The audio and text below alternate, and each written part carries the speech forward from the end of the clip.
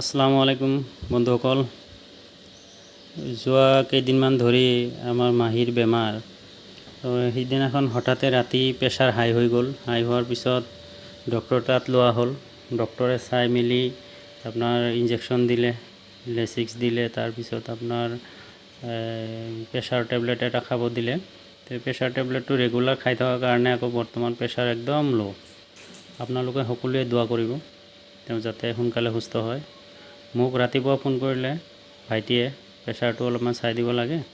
তো প্ৰেছাৰটো চালোঁ, সিদিনাও চাইছিলোঁ সিদিনা চাইছোঁ একদম ল'। তাৰপিছত ক'লোঁ ডক্টৰ তাত দেখাই লৈ আহ। আগতে হাই হৈছিলে, এতিয়া আকৌ ল' হ'ল।